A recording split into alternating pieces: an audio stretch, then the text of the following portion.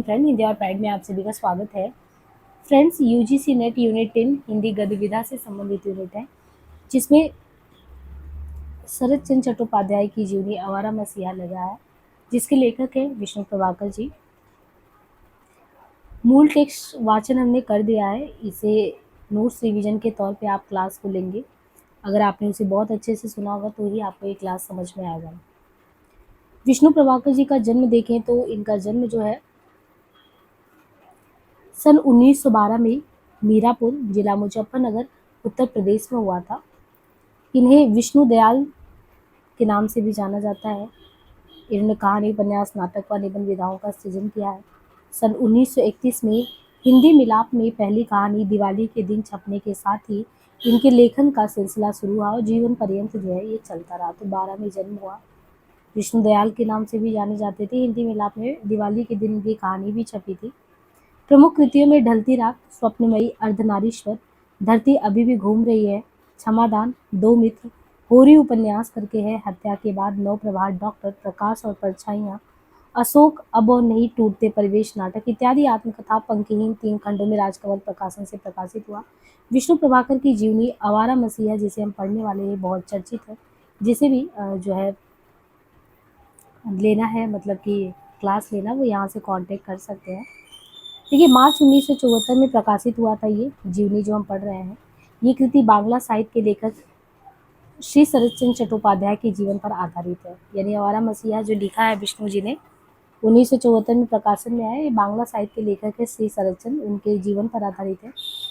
ये जीवनी विष्णु प्रभाकर ने हिंदी प्रकाशन के भीष्म पितामह श्री नाथूराम प्रेमी की प्रेरणा से लिखी थी। इस जीवनी को श्री विष्णु प्रभाकर जी ने 3 पर्वों में विभाजित किया है। इसका पहला पर्व दिसाहारा के नाम से लिखा गया है। पहला पर्व है दिसाहारा के नाम से। इस पर्व में शरद बाबू के बचपन की घटनाओं को एक सूत्र में पिरोया गया है। दिसाहारा जो पहला पर्व है, इसमें शरद बाबू के बचपन की घटना जो है उनको एक सूत्र में पिरोया गया है। इस काल में शरद बाबू की इच्छाएं उनको कभी एक स्थान पर ठहरने नहीं देती थी। तो बचपन की, बाल्यावस्था की बात दिसाहारा में कभी एक जगह पे वो नहीं टिके। वे जीवन को अस्थायी बनाने के लिए इधर उधर भटकते रहे। दूसरे पर्व का नाम है दिशा की खोज। इसमें शरद बाबू के साहित्यिक जीवन का दर्शन तथा जीविका की खोज में देश विदेश तक भटकने की बातों का वर्णन है।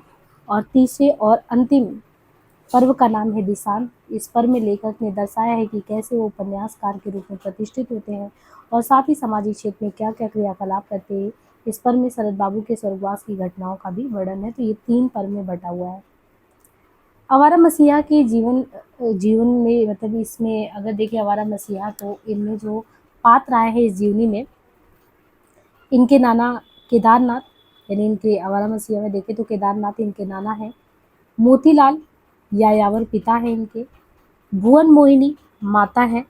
तो माता है यानी शरद बाबू के जो है बचपन में आप देखेंगे तो ये जो उनकी माता है भुवन मोहिनी है। इनके पिता जो है मोतीलाल यायावर प्रकृति के हैं, इसलिए आप देखते हैं भुवन मोहिनी, इनकी माता को हमेशा बहुत कष्ट होता था क्योंकि ये मोतीलाल कुछ कमाते दमाते नहीं थे, इसलिए भुवन मोहिनी को आके अपने पिता के घर रहना पड़ा। और पिता अगर आप देखें यहाँ पे केदारनाथ इनके नाना है, सुरेंद्र इनके मामा है, देवी मामा है, ठाकुरदास इनके बड़े मामा हैं, अघोरनाथ छोटे नाना। तो एक तो केदारनाथ हो गए बड़े नाना, छोटे अघोरनाथ नाना हो गए, सुरेंद्र इनके मामा है, देवी मामा है, ठाकुरदास बड़े मामा है, मणिंद्र जो है ये नाना के बेटे हैं, अमरनाथ जो है नाना के भाई हैं, कुसुम कामिन अघोरनाथ की पत्नी है। अघोरनाथ यानी जो छोटे नाना है तो उनकी पत्नी कुसुम कामिनी है। रामधन गंगोपाध्याय जो है ये नाना के पिता है, रामधन गंगोपाध्याय। अनिला बहन, सुशीला इनकी बहन, तो अनिला बहन, सुशीला बहन। प्रभास चंद्र इनके भाई हैं, प्रकाश भाई हैं। शांति इनकी पहली पत्नी है, शांति। मोक्षदा या हिरणमयी दूसरी पत्नी है। निरूपमा इनकी प्रेयसी हैं। राजेंद्र नाथ घनिष्ठ मित्र हैं। रविन्द्रनाथ ठाकुर को ये गुरु मानते हैं। तो ये सभी आवारा मसीहा के प्रमुख पात्रों में आते हैं। अन्य पात्रों में तो बहुत सारे पात्रों का जिक्र किया गया है। अक्षय पंडित हैं, राम रतन है, बैकुंठ नाथ हैं, चट्टोपाध्याय, धीरू, नयन बागदी, सदानंद, गोपाल दत्त मुंशी, अतुल चंद, मृत्युंजय, नीरू, गणेश चंद, बेनी माधव बंदोपाध्याय, नीला, पणिन्द्रनाथ, शीतल चंद, कामिनी, निवारण, देशबंधु, चित्तरंजन, महात्मा गांधी, इलाचंद जोशी, जलधर सेन, उपेंद्र नाथ गांगुली, गिरीन्द्र नाथ गांगुली, सतीश चंद्र, कालिदासी, योगेश मजुमदार, गायत्री शुरबाला, कबिसेन, रामकृष्णानंद आदि। मूल पुस्तक में उद्धृत है, हिंदी प्रकाशन के भीष्म पितामह श्री नाथूराम प्रेमी को, जो अब नहीं रहे, लेकिन जिनकी प्रेरणा के बिना आवारा मसीहा का सृजन असंभव था। तो नाथूराम प्रेमी को बोला गया है कि वो नहीं होते तो असंभव था ये जो आपके समक्ष जीवनी है। संस्करण सन 1999। आवारा मसीहा। आवारा मसीहा का पहला संस्करण मार्च 1974 में प्रकाशित हुआ था। 25 वर्ष बीत गए इस बात को। 74 में प्रकाशित हुआ, 25 वर्ष बीत गए इस बात को, क्योंकि ये आप देखो 1999 की बात है। तो 74 और 25 वर्ष बीत गए इस बात को। इन वर्षों में इनके अनेक संस्करण आ चुके। जब पहला संस्करण हुआ तो मैं मन ही मन डर रहा था कि कहीं बंगाली मित्र मेरी कुछ स्थापनाओं को लेकर क्रोधित ना हो, लेकिन मेरे हर्ष का पार नहीं जब सबसे पहला पत्र मुझे एक बांग्ला भाषा की पत्रिका के संपादक का मिला। उन्होंने लिखा था कि आपने एक अत्यंत महत्वपूर्ण और चिरस्थायी काम किया जो हम नहीं कर सके। मैं तो जैसे जी उठा, वैसे कुछ अपवादों को छोड़कर सभी पाठकों ने मुझे साधुवाद दिया। उन पाठकों में सभी वर्गों और श्रेणियों के व्यक्ति, तब से ये क्रम अभी तक जारी रहा। इसकी रचना प्रक्रिया पर प्रथम संस्कृत की भूमिका में मैंने विस्तार से प्रकाश डाला है। उसके प्रकाशित होने के बाद मुझे ये उम्मीद थी कि शायद कुछ और तथ्य सामने आए, लेकिन तीसरा संस्करण प्रकाशित होने तक कुछ विशेष उपलब्धि नहीं हुई, परंतु कुछ ऐसी घटनाएं अवश्य सामने आई जो उनके चरित्र को और उजागर करती थी। उनका वर्णन तीसरे संस्करण की भूमिका में सितंबर 1977 में किया है। वे सब अंश इस संस्करण की भूमिका में भी शामिल कर लिए गए हैं। दूसरे संस्करण में टंकण और मुद्रण या किसी और प्रमादवश जो भी अशुद्धियां रह गई थी उन्हें ठीक कर दिया गया। यहाँ वहाँ आए कुछ दृढ़ या तो निकाल दिए गए या उनके कलेयर को कुछ कम कर दिया गया। मैंने उस संस्करण में बांग्ला शब्दों को प्रचुरता से प्रयोग में लाया। समीक्षकों और सुधी पाठकों के सुझाव पर उन्हें भी कम कर दिया। महात्मा गांधी पर शरद बाबू ने जो मार्मिक लेख लिखा था, लिखा था उसे परिशिष्ट में दे दिया। उस लेख को देने का कारण ये था कि शायद सभी लोग उन्हें गांधी जी का कट्टर विरोधी मानते थे, पर उस लेख में शरद बाबू ने उनका जो विश्लेषण प्रस्तुत किया, उनके प्रति विरोध के रहते हुए भी जो गहरी आस्था प्रकट की, वो अद्भुत है। उसे परिशिष्ट में देने का कारण यह था कि तीसरे खंड में भारीपन की जो शिकायत कुछ मित्रों ने की थी वो कम हो जाए। शायद हुई भी। शरद बाबू की जन्म शताब्दी के उत्सव सितंबर 1977 तक समाप्त हो गए। उस समय बांग्ला में उन्हें लेकर बहुत कुछ लिखा गया, उन्हें फिर से खोजने की चेष्टा की गई। मुझे आशा थी कि संभवतः उनके जीवन के संबंध में कुछ नए तत्व उजागर हो। कहने की कुछ आवश्यकता भी नहीं है, उनमें कुछ ऐसा नहीं था जो उस पुस्तक की मूल स्थापनाओं को प्रभावित करे। फिर भी कुछ ऐसी बातें हैं जिनका उल्लेख करना जरूरी है। गुजराती में सबसे पहले सन 1925 के आसपास महात्मा गांधी के आदेश पर उनकी कुछ रचनाओं का अनुवाद श्री महादेव देसाई ने किया था। वे रचनाएं थी विराज बहू, विंदो का लल्ला, राम की सुमति और मछली दीदी। तो यहाँ पे 1925 के आसपास ये बता रहे कुछ रचनाओं का जो है, मतलब उनके ही कहने पे, अगर गुजराती में सबसे पहले सन 25 में कह रहे हैं महात्मा गांधी के आदेश पर उनकी कुछ रचनाओं का अनुवाद किसने किया था? महादेव देसाई ने। वो रचनाएं कौन सी थी? विराज बहू एग्जाम में पूछा गया है। विराज बहू थी, बिंदु का लल्ला था, राम की सुमति थी, मछली दीदी थी। 4 रचनाएं थी। उनके मधुर कर्ण की चर्चा इस पुस्तक में विस्तार से हुई है, पर उनका रचा कोई गीत भी इसकी प्रामाणिक जानकारी मुझे नहीं था। श्री सतेश्वर मुखोपाध्याय ने अपने लेख सुर प्यारी सरचन में ये दावा किया है। किसने? श्री सतेश्वर मुखोपाध्याय ने अपने लेख सुर प्यारी सरचन में ये दावा किया है कि खुर्शी नाटक का ये गीत उन्हीं की रचना है। क्या है? तोर पावार छिल जखन ओरे अबोध मन, मरण खेलार नेसाए में ते रैली अचेतन, ओरे अबूध मन, तखन छिलमाड़ी पतरे धारे, एखन डुबल तारा दिनेर से विषम अंधकारे, आजा मिथ्ये दे तोरे खोंचा कुंजी, मिथ्ये चोखेर जल तारे को थाए पाबी बाली, तारे अतल तले तलिए गेल से साधनार धन, ओरे अबूध मन। हिरणमयी देवी, इनके जो विवाह के संबंध में भी है, जैसे हिरणमयी देवी के विवाह को लेकर अगर एक बार फिर विवाद उठ खड़ा हुआ था, लेकिन वसीयतनामे में शरद बाबू ने उन्हें अपनी पत्नी स्वीकार किया है, वही हमारे लिए सही भी है।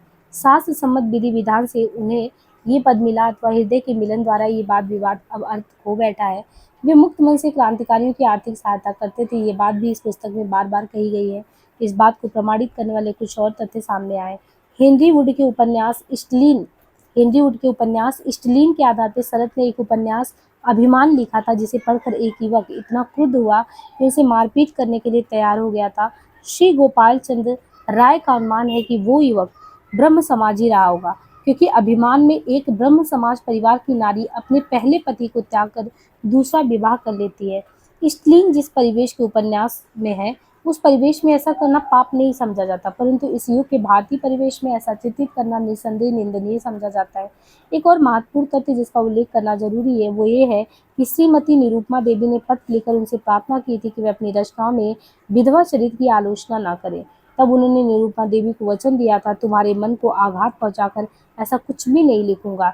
निरुपमा देवी से उनके संबंधों की विवेचना करते समय इस तथ्य को नजरअंदाज नहीं किया जा सकता। मेरी स्थापना को इससे समर्थन ही मिलता है। उनके अपने चरित्र के विभिन्न पहलुओं को उजागर करने वाली कुछ और कथ्य सामने हैं। उनमें से दो घटनाओं का हम उल्लेख करना चाहेंगे। एक रात वो अचानक सोते सोते जाग पड़े। गांव में शोर मच रहा था, बीच बीच में किसी का चित्कार भी सुनाई देता था। वो बिजली तो उठे, तुरंत बाहर आए, पता लगा कि दो युवक चोरी करते हुए पकड़े गए।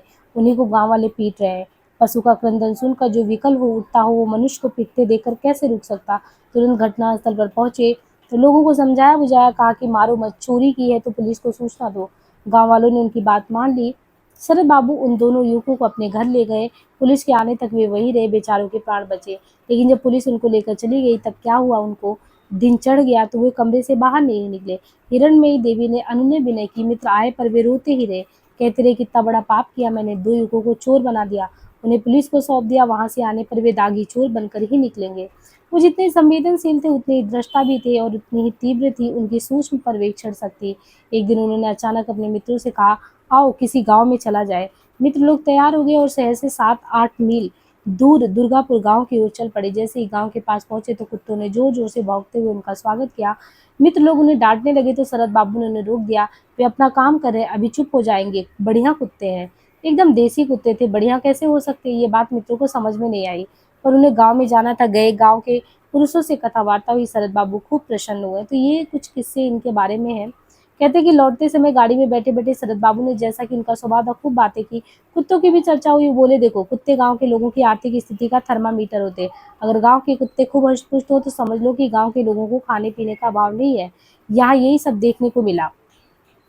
मुजफ्फरनगर प्रवास के बारे में, वो देवदास उपन्यास के चरित्रों के बारे में भी लेख पढ़ने को मिले, पर आवारा मसीहा में जैसा वर्णन मैंने किया उन लोगों के कारण उसमें कोई संशोधन करने की आवश्यकता मुझे महसूस नहीं हुई। बनारस की श्री विश्वनाथ मुखर्जी, अब स्वर्गीय, ने श्री शरद बाबू की एक और जीवनी लिखी है। किसने लिखा है? बनारस की श्री विश्वनाथ बनर्जी हैं। उन्होंने, जो मुखर्जी ने, श्री शरद पे एक जीवनी लिखी है और मैं उसे पढ़ नहीं पाया, पर जिन मित्रों ने पढ़ा उन्होंने उनकी प्रशंसा की, पर यह भी कहा कि उसके कारण आवारा मसीहा पर कोई प्रभाव नहीं पड़ने वाला। मेरे समीक्षक मित्रों ने मेरी रचना का जहाँ मुक्त मन से स्वागत किया, वहीं कुछ ने आलोचना भी की, कुछ त्रुटियों की ओर भी संकेत किया, कुछ सुझाव भी दिए। कृतज्ञ भाव से उस दिशा में जो कुछ कर सकता था मैंने किया। जो नहीं कर सका उसका मुख्य कारण था प्रामाणिकता का अभाव।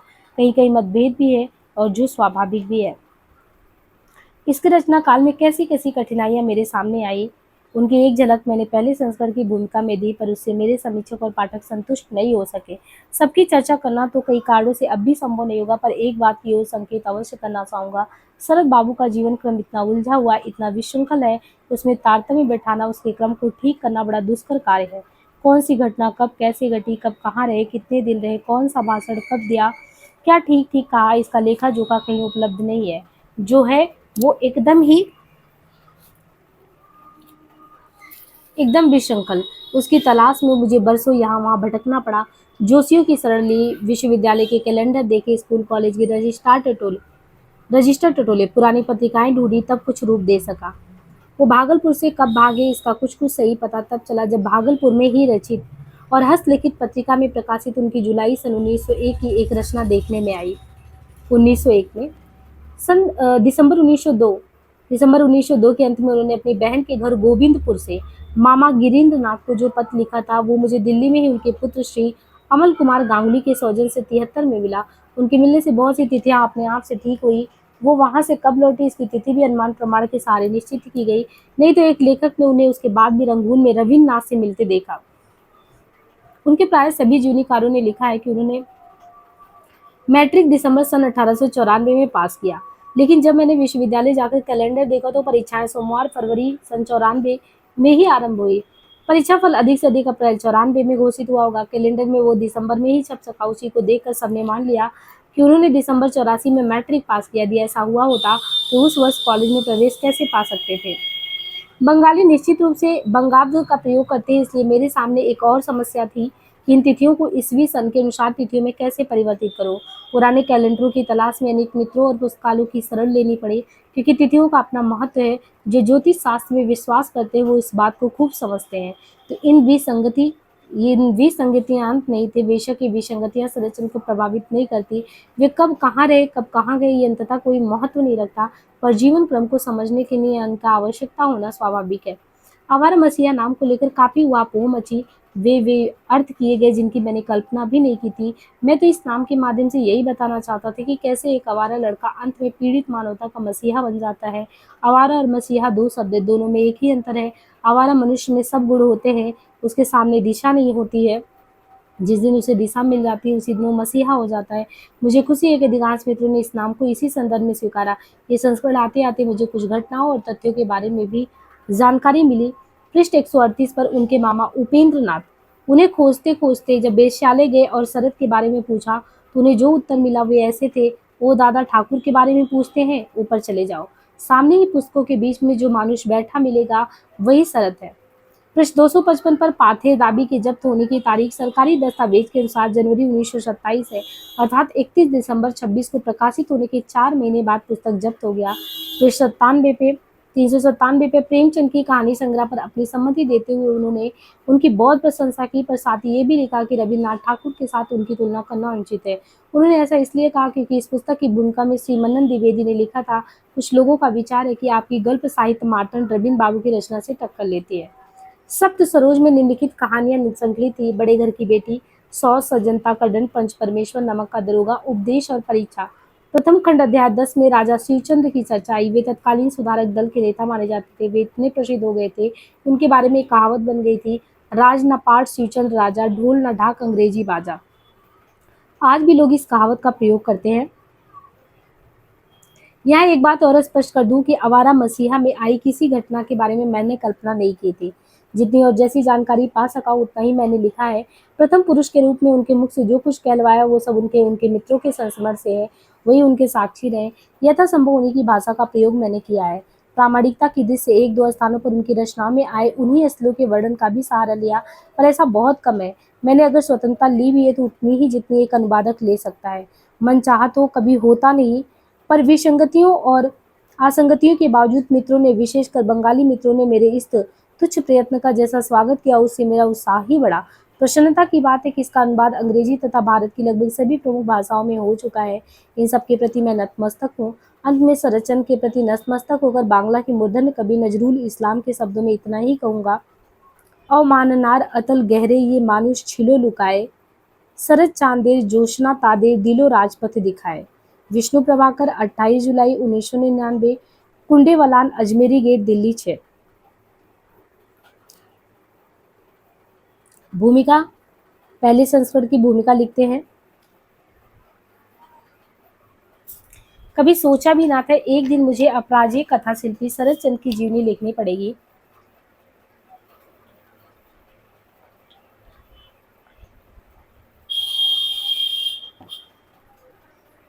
ये मेरा विषय नहीं था, लेकिन अचानक एक ऐसे क्षेत्र से ये प्रस्ताव मेरे पास आया कि स्वीकार करने को बाध्य होना पड़ा। यानी यहाँ पे लेखक ये कह रहे हैं कि कभी सोचा भी नहीं था कि एक दिन मुझे अपराजेय कथा शिल्पी शरदचंद्र की जीवनी लिखनी पड़ेगी। ये मेरा विषय नहीं था, लेकिन अचानक एक ऐसे क्षेत्र से प्रस्ताव मेरे पास आया कि स्वीकार करने को बाध्य होना पड़ा।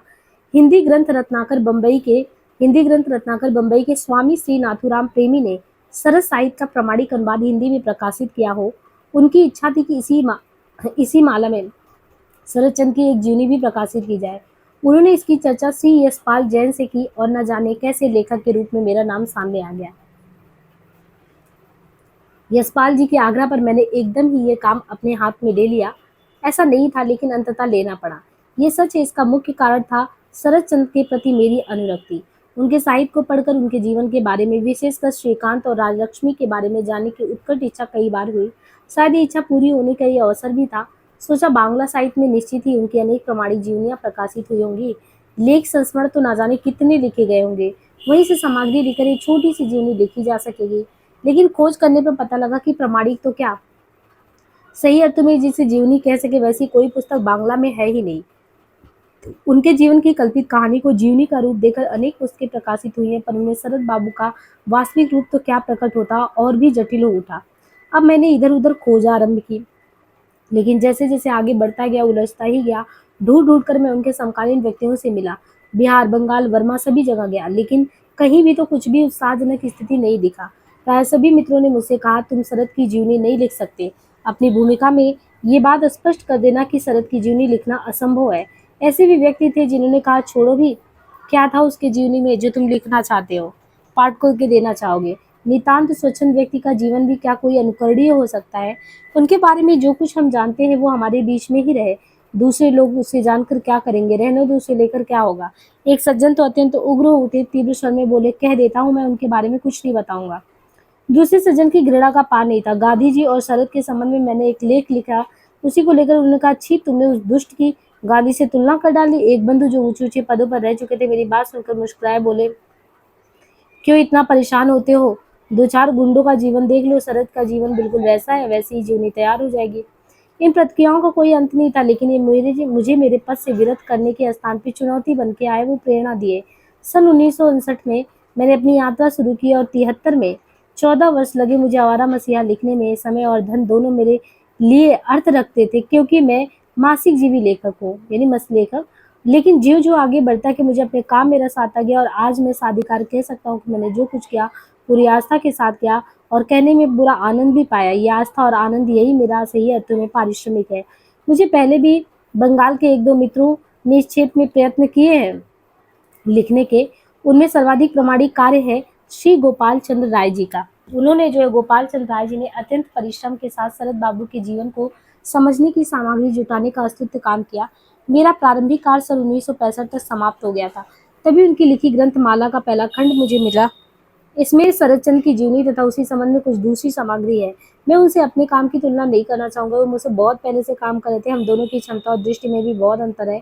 वे बंगाली हैं और शरद बाबू के अगर देखा जाए तो संपर्क में भी आ चुके हैं। इसके विपरीत मैं ना तो बंगाली हूँ और ना मुझे शरद बाबू के दर्शन का सौभाग्य ही प्राप्त हुआ है। बांग्ला भाषा में भी मैं अच्छी तरह नहीं जानता, इसलिए जिन लोगों से मैं मिला उनमें से ज्यादातर को ये बड़ा अजीब लगा कि एक बाहर का व्यक्ति शरद बाबू की जीवनी के संबंध में इतना परेशान क्यों है।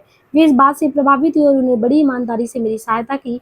कुछ ने उपेक्षा की दृष्टि से भी देखा, लेकिन ऐसे लोगों की संख्या बहुत नहीं थी, और ये भी अधिकतर मेरी खोज के प्रथम दौर में ही ऐसा हुआ। बाद में तो जैसे जैसे समय बीतता गया वैसे वैसे मेरे प्रति उन लोगों का स्नेह बढ़ता गया। अगर ऐसा ना होता तो क्या ये काम कभी पूरा हो पाता। फिर भी कठिनाइयों का कोई अंत नहीं था। कुछ मित्र थे जिन्होंने बहुत कुछ बताया, लेकिन प्रमाणित करने से पहले इनकार कर दिया। कहा, आप बिना हमारा नाम लिए अपने रूप में इसका उपयोग कर सकते हैं।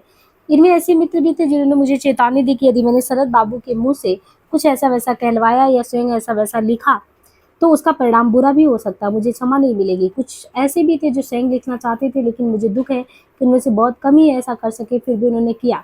उन्हीं के कारण किसी न किसी रूप में प्रमाणिक सामग्री सामने आई, इसका मुझे भी लाभ मिला। उनके समकालीन कुछ ऐसे व्यक्ति भी मुझे मिले जो सचमुच उनसे घृणा करते थे। रंगून के एक सज्जन ने मुझको कहा था, वे एक स्त्री के साथ रहते थे, उनके पास बहुत कम लोग जाते थे। मैं उनका पड़ोसी था, लेकिन उनके कमरे में कभी नहीं गया। वे अफीम खाते थे और शराब पीते थे। वे एक निकृष्ट प्रकार का जीवन बिता रहे थे। मैं उनसे हमेशा बचता था। ये प्रतिक्रिया मात्र इन्हीं सज्जन की नहीं थी, बहुत से लोग उनके बारे में इसी तरह सोचते थे और जानते थे, लेकिन ऐसे भी व्यक्ति थे जो उनके पास जाकर उन्हें पहचान सके थे। उन्हीं के माध्यम से मैं भी एक सीमा तक उनको पहचान सका। अफवाहों और किंवदंतियों से भरे उनके जीवन को पूरी तरह पहचान पाना तो असंभव जैसा ही है, लेकिन क्या सचमुच जो पास थे वे उन्हें पहचानते थे। उनके बहुत पास रहने वाले कई व्यक्तियों ने उनके संबंध में बिल्कुल परस्पर विरोधी बातें बताई। स्वयं उनके मामा और बाल सखा श्री सुरेंद्र नाथ गांगुली ने उनके बारे में जो 2 पुस्तकें लिखी हैं उनमें परस्पर विरोधी तथ्य। कभी कभी तो मुझे लगता था कि कोई मुझे चुनौती देने वाला है। शरदचंद्र नाम का शरदचंद्र नाम का कोई व्यक्ति इस देश में नहीं हुआ। कुछ अज्ञात नाम लेखकों ने स्वयं कुछ उपन्यास लिखे और शरदचंद्र के नाम से चला दिए। ये धारणा सत्य ही है कि मनुष्य शरदचंद्र की प्रकृति बहुत जटिल थी। साधारण बातचीत में अपने मन के भाव को छिपाने का प्रयत्न करते थे और उनके लिए कपोल कल्पित गाथाएं गढ़ते थे। कितने अपवाद, कितने मिथ्याचार, कितने भ्रांत विश्वास से घिरे हैं वो। इसमें उनका अपना योग भी कुछ कम नहीं है। वे परले दर्जे के अड्डेबाज थे। घंटों कहानियां सुनाते रहते। जब कोई पूछता कि क्या ये घटना स्वयं उनके जीवन में घटी, तो कहते ना ना गल्प कहता हूँ सब गल्प मिथ्या है, एकदम सत्य नहीं। इतना ही नहीं, एक ही घटना को जितनी बार सुनाते नए नए रूप में सुनाते। कोई प्रश्न करता, दादा कल तो आपने इस घटना को एक और रूप में सुनाया था, तो क्रुद्ध हो उठते, घटना मेरी है, मुझे अधिकार है कि मैं उसको जिस प्रकार चाहूँ उस प्रकार सुनाऊं, चाहे किसी भी विधि से हुए। उसके उनके संबंध में कहा जाता है कि उनके विवाह के कि 2 विवाह हुए थे। उनकी दूसरी पत्नी हिरणमयी देवी की मृत्यु उनके मरने के लगभग 22 वर्ष बाद हुई। वे उनकी विधि सम्मत उत्तराधिकारी थी, लेकिन जीवन भर लोग यही समझते रहे कि वे अविवाहित थे। सभा समितियों में उनका परिचय बाल ब्रह्मचारी कहकर दिया जाता था। अनेक प्रवाद भी थे, पर उन्होंने एक बार भी स्थिति को स्पष्ट करने का प्रयास नहीं किया। बर्मा से लौटे एक मित्र ने कलकत्ता की एक सभा में जब स्वयं ये सुना, तब वो चकित होकर शरद बाबू से पूछा, आप ऐसा क्यों होने देते हैं? हंसकर शरद बाबू ने उत्तर दिया, सुनकर बहुत मजा आता है।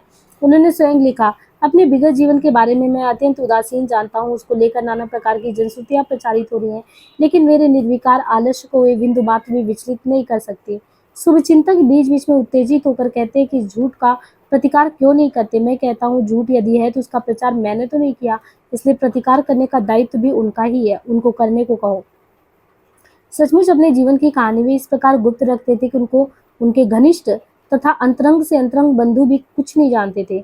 कभी नरेंद्र देव तथा उनकी धर्मपत्नी कवित्री श्रीमती राधा रानी देवी के घर सरनचंद बहुत सा समय बिताते थे, किंतु वे भी उनके जीवन के संबंध में कोई विशेष सामग्री इकट्ठे नहीं कर पाए।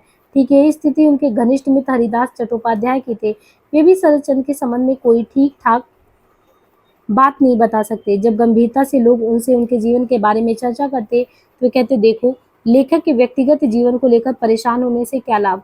वो लेखक है, इसलिए अपने जीवन की सब बातें सबको बतानी होगी। इसका आखिर क्या अर्थ है? उसकी रचनाओं के भीतर से उसका जितना परिचय मिल सकता है उसी को लेकर संतुष्ट होना उचित है। यही लेखक का सच्चा परिचय है। इसलिए मैं कहता हूँ लेखक का व्यक्तिगत जीवन और उसका लेखक जीवन दोनों एक ही नहीं होते। किसी भी कारण से इन दोनों को मिला देना उचित नहीं है। ये जान लो कि मैं अपनी रचनाओं में जितना अपने को व्यक्त कर सकता हूँ उतना ही मैं हूँ। पाठकों के लिए मेरा उतना ही परिचय काफी है। एक दिन मैं नहीं रहूंगा, तुम भी नहीं रहोगे, लोग मेरे व्यक्तिगत जीवन के बारे में जानने की इच्छा नहीं करेंगे। तो यदि कोई मेरी लिखी हुई रचना बची रहेगी तो उसी को लेकर चर्चा करेंगे, मेरे चरित्र को लेकर नहीं। काश वे देख सकते कि आज उनके जीवन को लेकर लोग कितने चिंतित हैं और कैसी कैसी मनगढ़ंत बातें उन्होंने फैला दी है। सत्य और मिथ्या के बीच कहीं कोई अंतर नहीं रह गया। यही बातें सुनकर कविगुरु रविन्द्रनाथ ठाकुर कह उठे थे, मैं इसलिए तो मरना नहीं चाहता। कहते एक बार स्वयं श्री रविन्द्रनाथ ठाकुर ने उनसे कहा था, शरद तुम अपनी आत्मकथा लिखो। उनका उत्तर था, गुरुदेव यदि मैं जानता कि मैं इतना बड़ा आदमी बनूंगा तो मैं किसी और प्रकार का जीवन जीता। ये व्यंग भी हो सकता और निकुट सत्य भी, लेकिन इस बात के प्रमाण उपलब्ध है कि बचपन और यौवन में जिस प्रकार का जीवन उन्हें जीना पड़ा था उससे वे संतुष्ट नहीं थे। वे निचली गहराइयों से होकर ऊपर उठे। वे प्रारंभिक जीवन में जिस अभाव अपमान उपेक्षा में से उन्हें गुजरना पड़ा उससे उनके कलाकार को तो बल मिला, पर उनका जीवन टूट गया। जीवन संध्या में क्या सचमुच उन्हें इस बात का दुख था कि उन्होंने आवारगी का जीवन बिताया, शराब पी नशे में डूबे वेश्याओं के बीच जाकर रहे, नाना प्रकार की वास्तविक और अवास्तविक प्रेम प्रपंच किए। शायद था, तभी तो उन्होंने गुरुदेव को ऐसा उत्तर दिया। एक अवसर पर उन्होंने ये भी कहा था, मैं आत्मकथा नहीं लिख सकता क्योंकि ना तो मैं इतना सत्यवादी हूँ और ना इतना बहादुर हूँ जितना एक आत्मकथा लेखक को होना चाहिए। क्या इससे स्पष्ट नहीं हो जाता कि शरदचंद्र के मानव और साहित्य का सही मूल्यांकन इन्हीं विरोधाभास और निचाइयों के भीतर झांककर हो सकता है? मनुष्य को देवता या शैतान मानकर, अर्थात केवल अच्छाई या बुराई में से उसे पहचान कर चलने की चालू प्रवृत्ति से नहीं। इसलिए एक मराठी बंधु ने जैसे लेखक को चेतावनी दी थी कि शरद के भावी चरित लेखक को अंत में यही याद रखना होगा कि वह मनुष्य के भले बुरे गुणों से परे नहीं थे। जीवनी लिखना निसंदेह कठिन काम है। यूँ देखने में लगता है कि वो कुछ अद्भुत असाधारण घटनाओं और कुछ क्रांतिकारी विचारों का समुच्चय है। किसी के जीवन को समझने के लिए कुछ महत्वपूर्ण घटनाएं जरूरी हैं, पर अनिवार्य नहीं। अनिवार्य है उन घटनाओं और उन विचारों के पीछे रहने वाले प्रेरणा स्रोत। जो दिखाई देता है वही सत्य नहीं होता। सत्य को पाने के लिए गहरे उतरना होता है, और उस उतरने में जहाँ आस्था का प्रश्न है वही वस्तुनिष्ठता का उसमें भी अधिक सर्वोपरि अनिवार्यता। डॉक्टर जॉनसन ने कहा था, वही व्यक्ति किसी की जीवनी लिख सकता है जो उसके साथ खाता पीता बैठता उठता बोलता बतियाता रहा हो। ये उपयोगी हो सकता है पर अनिवार्य नहीं। जिस व्यक्ति को ऐसा सौभाग्य प्राप्त नहीं हुआ उसकी आस्था में शंका करने का कोई उचित कारण नहीं दिखाई देता। इसके विपरीत वस्तुनिष्ठता के अवसर बढ़ जाने की संभावना पूरी पूरी है। दूरी वस्तुपरक दृष्टि देने में भी सहायक होती है। एक विद्वान ने कहीं लिखा है, जीवनी लेखन कोरा इतिहास मात्र होगा अगर उसकी अभिव्यक्ति कलात्मक ढंग से ना हो और उसमें लिखने वाले का व्यक्तित्व प्रतिफलित ना हो। वो व्यक्ति विशेष का तटस्थ पर खुलकर किया गया अध्ययन होता है। जीवनी क्या है? जीवनी के बारे में कहते हैं जीवनी क्या है? विष्णु जी कहते हैं कि अनुभव का श्रृंखलाबद्ध कलात्मक चयन। उनमें वे ही घटनाएं पिरोई जाती जिनमें संवेदना की गहराई हो, भाव को आलोड़ित करने वाली शक्ति हो। घटनाओं का चयन लेखक किसी नीति, तर्क या दर्शन से प्रभावित होकर नहीं करता। वो गोताखोर की तरह जीवन सागर में डूब डूब कर मोतियां चुनता है। सशक्त और सच्ची संवेदना की हर घड़ी वही मोती है। श्रेष्ठ जीवनी लेखक काल, देश, व्यक्ति और घटना की सीमाओं को तोड़कर अनुभूतियों का सौंदर्य में विक्षेपण करता है। विशुद्ध कला और मानदंडों के बीच संतुलन और सामंजस्य का प्रणयन करता है।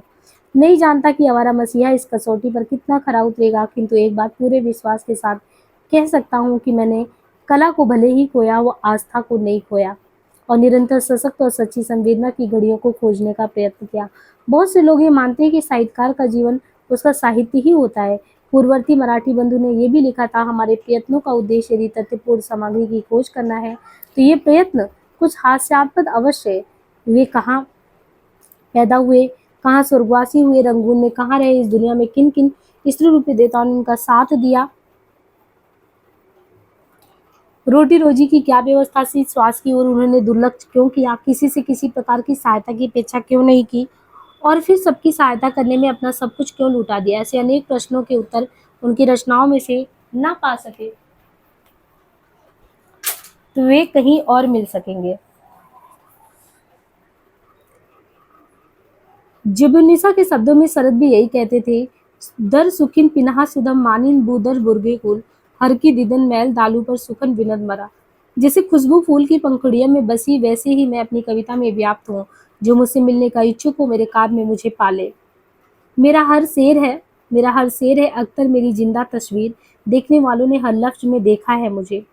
इसमें कोई शक नहीं है कि उनका साहित्य महान है, किंतु उनका जीवन भी उससे कुछ कम महान नहीं है। उनका साहित्य घर घर आदर सहित पढ़ा गया, किंतु देशव्यापी समादर के पीछे उनका सृष्टा अपने एकांतिक दुख को गोपन करके हंसते हुए दिन काट गया। उनके रिश्तों के मामा और चिर मित्र सुरेंद्र नाथ गंगोपाध्याय ने लिखा है, कहते हैं कि शरद ने साहित्य के माध्यम से आत्मप्रकाश किया है। उनकी अलग जीवनी दरकार नहीं, लेकिन शरद ने अपने साहित्य में अपने को छिपाया है। शरदचंद्र ने अपने साहित्य में ही अपने को नहीं छिपाया है, वास्तविक जीवन में भी निरंतर अपने को छिपाने का प्रयास किया है। प्रसिद्धि में वे सदा परांग में रहे, लिखते रहे, पर प्रकाशन का आग्रह उनकी ओर से कभी नहीं आया।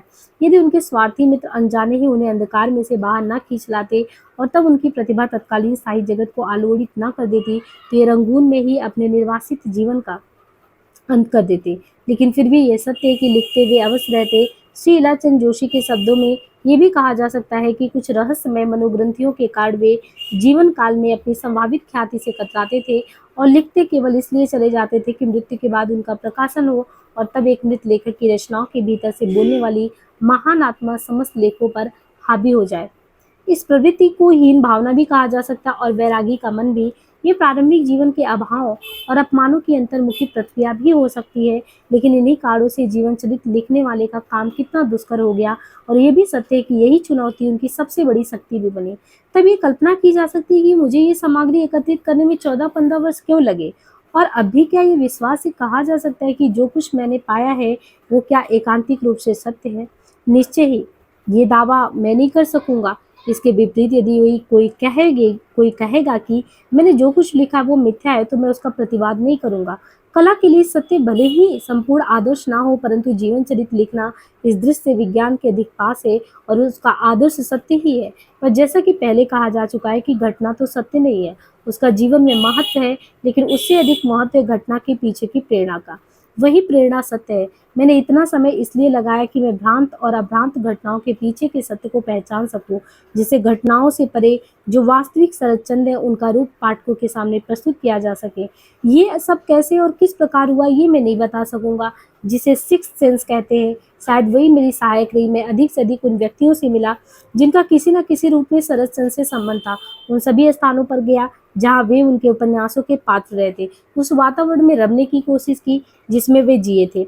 शायद इसी प्रयत्न के फलस्वरूप मैं एक ऐसी तस्वीर बनाने में यत्किंचित सफल हो सका जो शरीर रचना विज्ञान एनाटॉमी की दृष्टि से भले ही सही ना हो, पर उसके पीछे जो चेतन तत्व है उनको समझने में अवश्य ही सहायक हो। शरद बाबू के चरित्र को लेकर समाज में जो भ्रांत धारणा बन गई थी उसकी चर्चा करना असंगत ना होगा। कलाकार का चरित्र साधारण मानव से किसी न किसी रूप में भिन्न होता ही है। फिर शरद बाबू तो बचपन से ही अभाव और अपमान के उस वातावरण में जिए जहाँ आदमी या तो विद्रोह कर सकता है या आत्महत्या। उनके अंतर में जो साहित्यकार सोया पड़ा था उसने उन्हें पहला मार्ग अपनाने की ही प्रेरणा दी, इसलिए उन्होंने तत्कालीन समाज के कठोर विधि विधान है उसको मानने से इनकार कर दिया। सदाचार के प्रचलित मानदंडों पर चोट करते हुए उन्होंने वही किया। यथास्थितिवादी मुखियाओं के लिए अकर्णीय, तब वे चरित्रहीन का विरुद्ध ना पाते तो आश्चर्य ही होता। उन्होंने अपने साहित्य में वेश्याओं और दुराचारियों को ऊंचा पद दिया और तत्कालीन सामाजिक मूल्यों के आगे बार बार प्रश्न चिन्ह लगाए। उन्होंने घोषणा की कि सतीत्व ही नारीत्व नहीं है, परंतु एक क्षण के लिए भी कहीं भी उस श्रृंखलता को प्रश्रय नहीं दिया। उन्होंने यही कहा, मैं अपनी रचना के द्वारा मनुष्य का अपमान नहीं करना चाहता। पुरुष हो या स्त्री, गिरकर उठने का रास्ता सबके लिए खुला रहना चाहिए। वे हृदय जीतने में विश्वास करते थे, ये नहीं देखना चाहते कि जीतने वाला हीन जाति है या विजाति है, विधर्मी विदेशी है अथवा कुमार्गी कुचाली है। जो हृदय जीतने का महान काम कर सकता वो कुमार्गी कुचाली हो ही नहीं सकता। और ये भी कि जो वास्तविक जीवन को देखना चाहता वो सुचिता असुचिता के चक्कर में नहीं पड़ता। इसी अभिज्ञता के कारण गोर्की, टॉलस्टॉय और शेक्सपियर सुचिता के चक्कर में नहीं पड़े। इसलिए शरद बाबू भी तथाकथित छोटे वर्ग के लोगों और पतितों के बीच जाकर रहे और संस्कारिता से परे सदा चिरव्रात बने रहे। भद्र समाज यानी जो सज्जन समाज है उनमें प्रवेश पाने की उन्होंने कभी कल्पना तक नहीं की। उन्होंने शराब पी और फिर छोड़ दी, परंतु उनके बाद भी वे एक खाली बोतल ऐसे स्थान पे रखते थे हर आने वाले की दृष्टि पत उसी पे जाए। अफीम खाने का प्रदर्शन करने का कोई अवसर वो नहीं चूकते थे। कुत्ता भी उन्होंने ऐसा पाला था जो न केवल देखने में अशोभनीय था, अपितु हर प्रकार की संस्कारिता से 100 योजन दूर था। और उससे वह इतना और ऐसा प्रेम करते जताते जैसे उनका इकलौता पुत्र हो। भद्र समाज को नीचा दिखाने में उन्हें सचमुच बहुत मजा आता था। स्त्रियों से उनके व्यक्तिगत संबंधों को लेकर भी न जाने कितनी अतिरंजना हुई। वे ना तो योगी यति थे और न कामी कुमार्गी थे।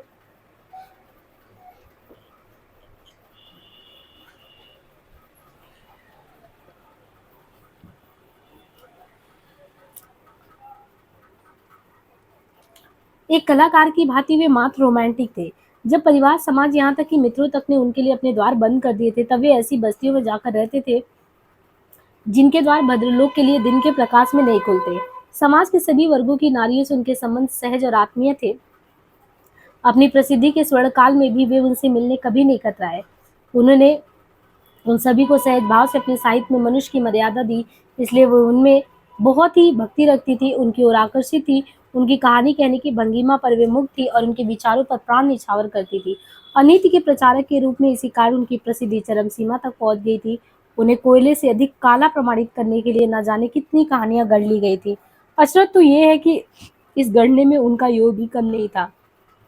परस्पर विरोधी बातें कहने में भी वे नहीं चूकते थे। एक मित्र से वे ये कह सकते थे कि नारी जाति के संबंध में मैं कभी नहीं उस श्रृंखल था और अब भी नहीं हूँ। तो दूसरे मित्र को ये भी लिख सकते थे कि वे 1.5 वर्ष तक एक धोबन के साथ प्रेम करते रहे। उनका सारा जीवन इस तरह की असंगतियों और परस्पर विरोधी स्थापनाओं से भरा। उनका सही अर्थ परिस्थिति विशेष और पूर्वापर के संबंध को जाने बिना नहीं समझा जा सकता। इस संदर्भ से बाहर है, उनका कोई अर्थ नहीं और परिस्थिति को समझने के लिए उनके संपूर्ण जीवन की पृष्ठभूमि को समझना होगा। ऐसा लगता है कि समाज से बदला लेने की भावना अनायास ही उनके अंतर कुंडली मारकर बैठ गई थी, अन्यथा उनके चरित्र में ऐसी कोई बात नहीं थी जो किसी के लिए लज्जा का कारण हो सके। होती तो वे कैसे कह सकती, मेरा जीवन अंततः मानो एक उपन्यास ही है। उस उपन्यास में सब कुछ किया पर छोटा काम नहीं किया, कभी नहीं किया। जब मरूंगा, निर्मल खाता छोड़ जाऊंगा, उसके बीच स्याही का दाग कहीं भी नहीं होगा। मैंने अनीति का प्रचार करने के लिए कलम नहीं पकड़ा, मैंने तो मनुष्य के अंतर में छिपी मनुष्यता को, उस महिमा को जिसे सब नहीं देख पाते, नाना रूप में अंकित करने का काम किया। बहुत कम लोग जानते हैं कि अपराजीय कथा शिल्पी शरदचंद्र ने राजनीति में भी सक्रिय योगदान दिया था। वे अपने देश को प्रेम करते थे और मानते थे कि साहित्यकार ही देश की मुक्ति के आंदोलन में भाग नहीं लेंगे तो और कौन लेगा। उनके जीवन के इस पक्ष को उजागर करने का मैंने पूरा प्रयास किया है, जैसा कि हो सकता था। बहुत सी बातें यहाँ भी विवादास्पद है, पर सबसे अधिक विवादास्पद प्रश्न है बांग्ला साहित्य में उनके स्थान का। कुछ लोगों को विश्वास है कि वे साहित्यिक थे ही नहीं, वे तो आवारा, दुराचारी और वेश्याओं के प्रवक्ता थे। दूसरे कहते हैं कि उन्होंने कुछ भी तो नया नहीं किया, बंकिम चंद्र और रविन्द्रनाथ की जूठन ही तो अपने पात्रों में सजाकर उन्होंने रखा, मात कहने का ढंग अपना लिया। कुछ है कि इतना श्रेय भी नहीं देना चाहते, उन पर भाषा के भ्रष्ट करने का आरोप भी लगाते। लेकिन स्वयं कवि गुरु रविन्द्रनाथ ठाकुर ने उनकी मृत्यु से 15 मास पूर्व उनके लिए जो कुछ कहा था वो इन सब धारणाओं को झुठला देता है। शरदचंद्र रविन्द्रनाथ को सदा अपना गुरु मानते रहे। कई बार मतभेद हुए, गाली गलौज जैसी स्थिति भी आई, पर अंततः दोनों ने एक दूसरे की प्रतिभा का वैसा ही वर्ण किया जैसा उन्हें करना चाहिए था। शरद बाबू ने रविन्द्रनाथ को व्यास के बाद भारत का सर्वोत्तम कवि घोषित किया, तो रविन्द्र ने भी बार बार उनकी कथा साहित्य की विशेषताओं का अभिनंदन किया।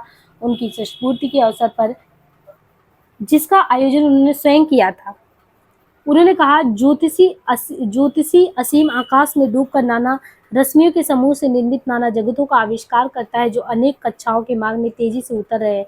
शरदचंद्र की दृष्टि बंगाली हृदय के रहस्य में डूब गई है। सुख में दुख में मिलन विक्षोभ में संगठित विचित्र शक्ति का उन्होंने इस प्रकार परिचय दिया जिसे बंगाली अपने को प्रत्यक्ष पहचान सके। दूसरे लेखकों ने बहुत की प्रशंसा पाई, किंतु सार्वजनिक हृदय का ऐसा आतिथ्य नहीं पाया। ये अद्भुत वस्तु नहीं है, ये प्यार है, अनायास ही जो प्रचुर सफलता उन्होंने पाई, इससे वे मेरे मेरे ईर्ष्याभाजन हो गए। आज शरदचंद्र के अभिनंदन में विशेष गर्व अनुभव करता, यदि मैं उनको ये कह सकता कि तुम नितांत मेरे द्वारा आविष्कृत हो, किंतु उन्होंने किसी के हस्ताक्षरित परिचय पत्र की अपेक्षा नहीं की। आज उनका अभिनंदन देश के घर घर में स्वतः ही उच्छ्वसित हुआ। उन्होंने बंगाली वेदना के केंद्र में अपनी वाणी का स्पंदन पैदा किया है। साहित्य में उपदेष्टा से स्रष्टा का आसन बहुत ऊंचा है। चिंता शक्ति का वितर्क नहीं, कल्पना शक्ति की पूर्ण दृष्टि ही साहित्य में शाश्वत मर्यादा के पद पर प्रतिष्ठित है। कवि के आसन से मैं विशेष रूप से उसी सृष्टा शरदचंद्र को माला अर्पण करता हूँ, वे शतायु होकर बांग्ला साहित्य को समृद्ध करें। अपने बचपन में बंकिम चंद्र के अभ्युदय में बांग्ला साहित्य में मैंने एक नए भाव का पलायन देखा। बंकिम चंद्र भगीरथ के समान जिस नए साहित्य को लेकर आए, उन्होंने बांग्लादेश के सर्वसाधारण के अंतर को छुआ। उन्होंने अनेक सादर अपना कहकर ग्रहण किया, फिर उस समय के तरुण और युवकों ने ही नहीं, अंतापुर तक में बंकिम साहित्य की नई हवा प्रवेश कर गई थी। विरोधी ने निंदा और प्रतिवाद करने में कोई कसर नहीं रखी, क्योंकि बंकिम साहित्य उन सबको लील कर अपने को प्रतिष्ठित कर सका। अपनी वृद्धावस्था में शरदचंद्र के अभ्युदय में मैंने फिर वही व्यापार देखा। शरदचंद्र कथा साहित्य में एक ऐसी वस्तु लेकर आए जिसने बांग्लादेश के सर्वसाधारण के अंतर को स्पर्श किया, उनकी निगूढ़तम वेदना के स्तर पर आघात किया। इसलिए तो बांग्लादेश के सभी लोगों ने शरद के साहित्य को अपना कहकर वर्ण किया। किसी ने कहा, बंगाल के नवजागरण के वैतालिक थे राम मोहन राय। मध्याह्न के चाड़ू हुए बंकिम और उसकी परिणति हुए रविंद्र के साहित्य में शरदचंद्र इस रविंद्र युग के उज्ज्वल नक्षत्र थे। बंकिम देव के उपासक, रविंद्र में आतीन्द्रिय अनुभूति है, पर शरद ने धरती की धूल को ही महिमामय किया। उन्होंने बंगाल की अपनी भाषा का प्रयोग किया और अपने निरंकुश मानव परिचय दिए। उनके यथार्थ में यदि वो यथार्थ है, संवेदन है, करुणा में चित्त का स्पर्श है। इस देश में से बहुत कम साहित्यिक हुए जिनका केवल सजातीय साहित्यकों ने ही नहीं, बल्कि राजनीतिक, वैज्ञानिक, कानूनवेत्ता और धनतत्व के ज्ञाताओं ने भी सहज भाव से वर्ण किया। शरद बाबू उन्हीं विरल साहित्यकारों में से थे जिनको सभी का प्यार मिला। श्री अरविंद की अंतर्वेदी दृष्टि ने जैसे उन्हें पहचान लिया था। उन्होंने मानव सभा की स्वर में कहा, श्री शरदचंद्र की रचनाओं में उनकी विशाल मेधा, मानव तथा वस्तुओं के सूक्ष्म तथा सही पर्यवेक्षण और दुख तथा पीड़ा के प्रति सहानुभूति से भरे हृदय की अमिट छाप है। वे इतना अधिक संवेदनशील है कि उन्हें उस संसार से चैन कैसे प्राप्त हो सकता है। उनकी दृष्टि में भी संभवतः उतनी ही अधिक फैली। उनका मन बहुत निर्मल है और उनकी प्राणिक प्रकृति बहुत उदात्त। नवयुग का संदेश बंकिम चंद्र ने नहीं दिया, ऐसा नहीं है, पर वे मूलतः संस्कारक शिल्पी थे। साधारण और सहज मानव के ऊपर उन्होंने आदर्श महत्तर मनुष्य की प्रतिष्ठा की। दोषी मनुष्यों को उन्होंने कठोर दंड दिया। परंपरा को पुनीत मानते थे, पाप से उन्हें घृणा थी। शरदचंद्र भी पाप का प्रचार नहीं करते थे, परंपरा से भी उन्हें घृणा नहीं, पर वे मनुष्य को देवता के नाते नहीं, मनुष्य के नाते ही प्यार करते। कोई शास्त्र, श्लोक, मंत्र, तंत्र मनुष्य से बड़ा तंत्र नहीं है। उनके पात्र विशेष तत्व रखते हुए इस धरती की मिट्टी से बने हाड़ मांस के पुतले हैं। भीषण भावुकता के बावजूद विपरीत चित्तवृत्तियों का आंतरिक संघर्ष जैसा यहाँ है, वैसा बंकिम के साहित्य में नहीं है। रविन्द्रनाथ ने जिस नवयुग का सूत्रपात किया, शरदचंद्र ने उसमें माटी की गंध बसाकर उसे घर घर में पहुंचा दिया। रविन्द्रनाथ की कथा साहित्य में घटनाएं व्याख्या के बोझ से दब गई थी, विवरण पर विश्लेषण का आधिपत्य हो गया, पर शरद के बात कहने की भंगिमा सुमधुर, सहज और सरल है। कहीं भी वे अपने को जीवन से अलग नहीं करते। वो जीवन एक साथ त्याग से उज्जवल और स्वार्थ से पीड़ित है, अनुभूति से गंभीर और संस्कार से क्लिष्ट है। न बुद्धि न युक्ति, बस अपूर्व सहानुभूति और संस्कार पीड़ित विधि निषेध निर्यातित हमारे वास्तविक जीवन को, हमारे हृदय को निकट ला दिए। संस्कृत से मुक्त लचीली प्रवाहमयी भाषा उन्हें रविन्द्रनाथ से विरासत में मिली। रविन्द्रनाथ ने बंकिम की भाषा को सहज सरल बनाया, शरदचंद्र ने उसे और प्रांजल तथा अंतःस्पर्शी बनाया। जीवन के तुच्छ सुख दुख की बात कहने की शक्ति भाषा में आ गई थी। शरद ने उसे व्यापकता और गहराई के साथ अद्भुत सहजता देकर पूर्ण रूप से अपना बना लिया। उनकी भाषा में बाइबिल की सी सरलता है ऐसी सरलता जो उनके जीवन में घुल मिल गई थी। मिथ्या आडंबरों से दूर केवल अभिज्ञता का बल पर उन्होंने सरलता और सादगी की शक्ति से पूर्ण अभिनव शैली का आविष्कार किया। रविन्द्रनाथ मानवीय घटनाओं को विश्व प्रकृति के साथ मिलाकर देखते थे। उनका अंतर्द्वंद निर्वैक्तिक है। उनके चरित्र विचारों के मानवीय संस्करण है। उनका लक्ष्य है देशातीत कालातीत मानव। उनका मूल्य होने पर भी ये मनुष्य की क्षुधा को शांत नहीं करता। उन्होंने जीवन के वास्तविक सुख दुख को अस्वीकार नहीं किया, पर दुखातीत महाजीवन की वाणी ही उनकी रचनाओं में प्रकट हुई। रविन्द्रनाथ ने जो कुछ किया, शरद ने उसे आगे बढ़ाया। कवि गुरु जहाँ केवल उस समय के सामाजिक नियमों से वर्जित बहुत से विषयों को, जैसे विधवा में प्रेम लिप्सा को स्वाभाविक बताकर रह गए, वहां शरद ने आगे बढ़कर समाज के सामने प्रश्न की झड़ी लगा दी। प्रतिहीन, धर्महीन, समाहीन समाज से बार बार पूछा, तुमसे कुछ मानवीय कल्याण भी हुआ है क्या? शरद के पात्र भी देखें तो असाधारण है, पर उनका समजातीय रूप समाज में पाया जा सकता है। वे रोजमर्रा के जीवन से बेमेल नहीं लगते, कारण उनके पीछे उनके सृष्टा की अभिज्ञता की असीम कोश है। उनकी मौलिकता से इनकार करना मात्र दुराग्रह है। उनके प्रतिभा के बल पर उन्होंने रविन्द्रनाथ युग में बरगद के पेड़ की नींद से न केवल अपना स्थान बनाया, बल्कि समूचे देश को अपनी ओर आकर्षित भी किया। वो क्या कम अभिनंदनीय हैं। उनके साहित्य का क्षेत्र सीमित अवश्य पर अपूर्व भी है। वे प्रेम के चित्रण में अद्भुत सृजनात्मक शक्ति का परिचय देते हैं। अद्भुत की मानविकता और प्राणावेग, जहाँ तक इन दो गुणों का संबंध है, उन्हें पूर्ण रूप से प्राप्त है। समानता और असमानता के और भी अनेक बिंदु खोजे जा सकते हैं, पर सत्य यही है कि बंकिम, रविंद्र और शरद अपने अपने स्थान पर अप्रतिम और अनिवार्य हैं, और परंपरा की कड़ियों की तरह एक दूसरे से जुड़े, और प्रत्येक आगे आने वालों की तरह शरदचंद्र अपने दोनों महान पूर्ववर्तियों की ऋणी है। रविन्द्रनाथ के तो वे परम शिष्य हैं। रविन्द्रनाथ ना होते तो शायद शरद भी ना होते, और शरद है इसलिए आवारा मसीहा भी है। ये केवल मेरे ही परिश्रम का परिणाम नहीं हो सकता। न जाने किस किस के विचार, सौरभ और स्नेह स्पर्श ने उसमें प्राण उड़ेले हैं।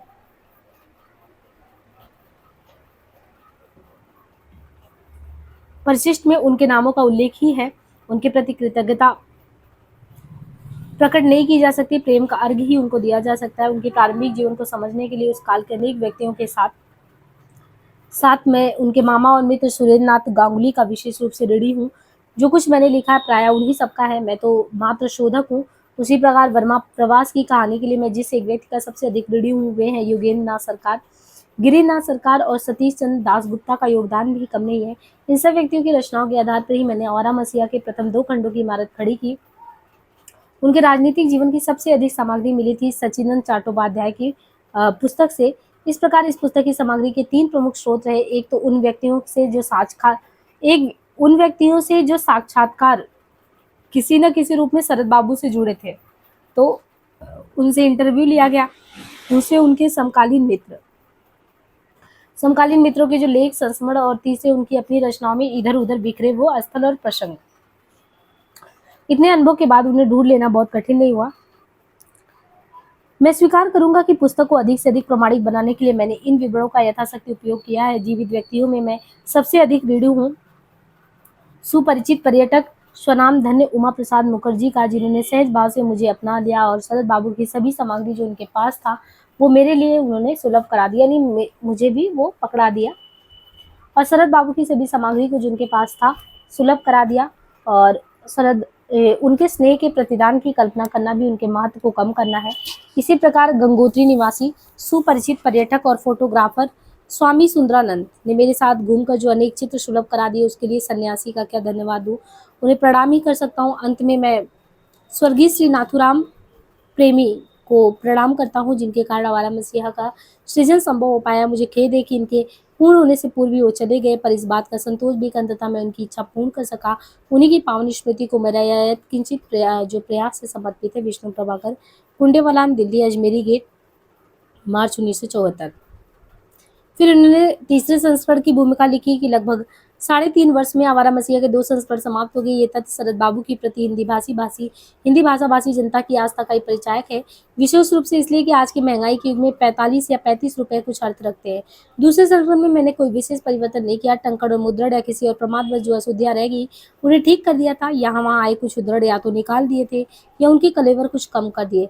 महात्मा गांधी पर उनका लेख परिशिष्ट में दे दिया गया था। ऐसा करने का उद्देश्य यही था कि तीसरे खंड में भारीपन की जो शिकायत कुछ मिली थी वो कम हो जाए। शरद बाबू की जन्म शताब्दी के उत्सव सितंबर 1997 तक समाप्त हो गए। आशा की थी उनके जीवन के संबंध में कुछ नए तथ्य उजागर होंगे, कहने को कुछ हुए भी, पर उनमें कुछ ऐसा नहीं था जो इस पुस्तक की मूल स्थापनाओं को प्रभावित कर सके। फिर भी कुछ बातें ऐसी थी जिनका उल्लेख करना जरूरी है। गुजराती में सबसे पहले सन 25 के आसपास श्री महादेव देसाई ने उनकी कुछ रचनाओं का अनुवाद किया था। ऐसा उन्होंने स्वयं गांधी जी के कहने पे किया था। वो 4 रचनाएं विराज बहु बिंदु का लल्ला, राम की सुमति और मछली दीदी है। उनके मधुर कंठ की चर्चा इस पुस्तक में विस्तार से हुई है, पर उनका रचा कोई गीत भी है, हाँ, इसकी प्रमाणिक जानकारी मुझे नहीं थी। श्री सतेश्वर मुखोपाध्याय ने अपने लेख सुर प्यारी सराचंद ने यह दावा किया है कि कोशी नाटक का ये गीत उन्हीं की रचना है। तोर पब्बार समछिल जखन ओरे अबोध मन, मरण खिलार नेसाय में ते रैली अचेतन ओरे अबोध मन। तो अभी हमने देखा था।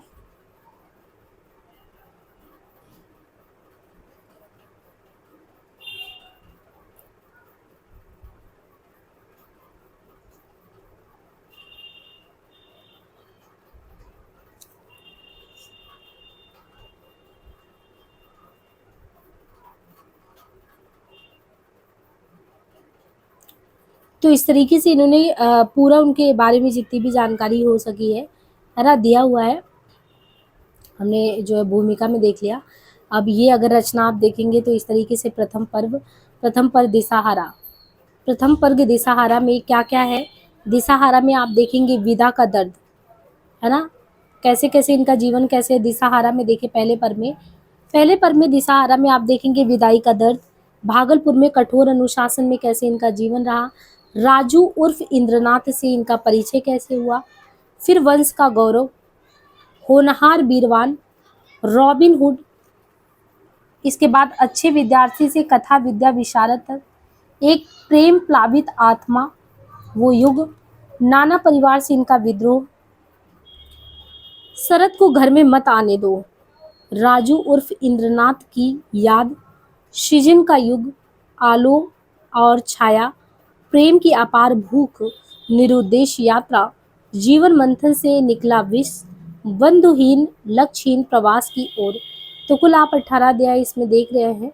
जो दिशाहारा है इसमें विधा का दर्द है, भागलपुर में कैसा जीवन रहा, राजू उर्फ इंद्रनाथ से इनका परिचय, वंश का गौरव, उनाहार वीरवान, रॉबिन हुड, अच्छे विद्यार्थी से कथा विद्या विशारद तक, एक प्रेम प्लावित आत्मा, वो युग, नाना परिवार से इनका विद्रोह, शरद को घर में मत आने दो, राजू उर्फ इंद्रनाथ की याद, सृजन का युग, आलो और छाया, प्रेम के अपार भोग, निरुद्देश यात्रा, जीवन मंथन से निकला विष, बंधुहीन लक्ष्यहीन प्रवास की ओर। तो यहाँ पे ऐसे कुछ जो है इनकी यात्रा रही है।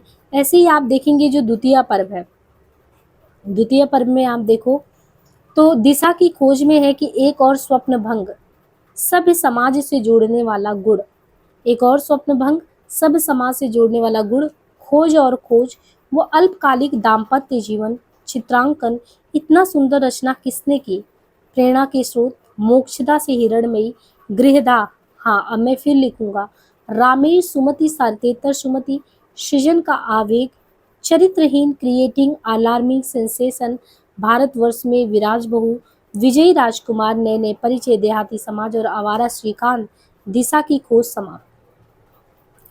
तृतीय पर्व है दिशांत। दिशांत में वह से वे, सृजन का स्वर्णयुग,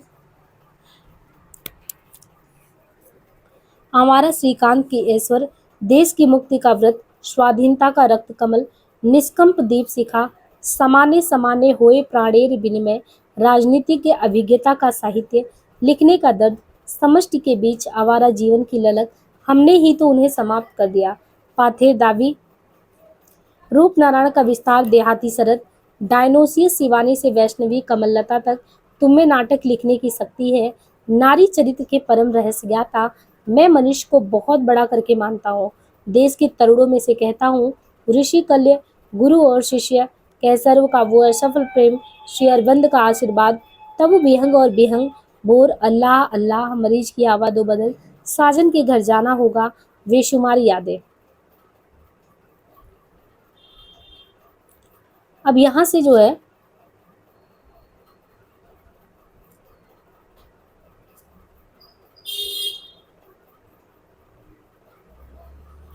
जो इनका पहला है दिशाहारा, पहला जो इनका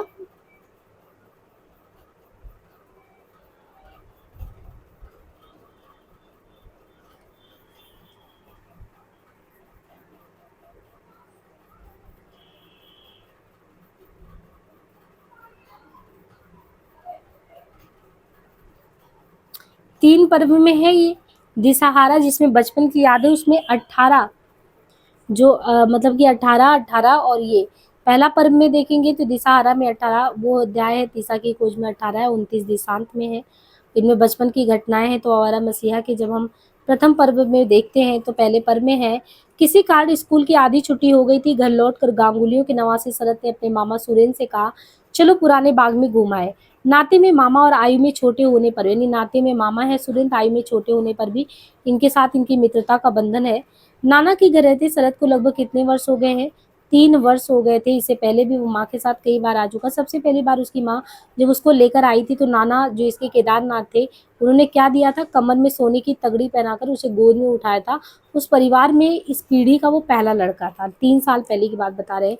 अभी तो जब रहने लगे तो इज्जत कम हो जाता, वही कंडीशन है। उसके पिता मोतीलाल क्योंकि यायावर प्रकृति के स्वप्नदर्शी व्यक्ति थे, जीवन का कोई भी धंधा उन्हें कभी बात कर नहीं रख सका, वो कभी कोई रचना पूरी नहीं कर सके। इस तरह मोतीलाल की सारी कला साधना व्यर्थता में गई। परिवार का भरण पोषण उनके असंभव था। ये देखकर शरद की माँ भुवन मोहिनी ने बहुत परेशान रहती थी।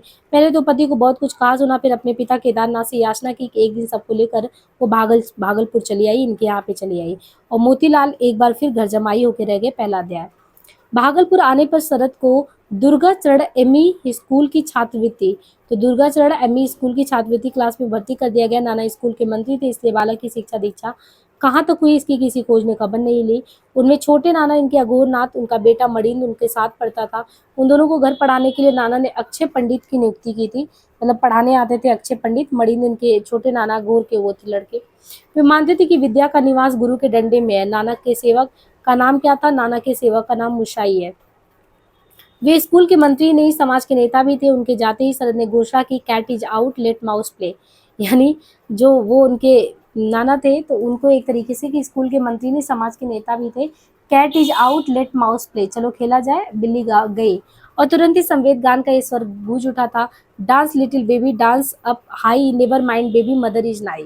क्रोध शरद के बड़े मामा थे ठाकुर दास, वो सभी बच्चों की शिक्षा की देखभाल वही करते थे, मामा ठाकुर दास। उनके शौक भी बहुत थे, जैसे पशु पक्षी पालना। मामा ठाकुर दास जो थे बच्चों का देख रेख, पशु पक्षी पालना, उपवन लगाना, उनमें सबसे प्रमुख था तितली उद्योग।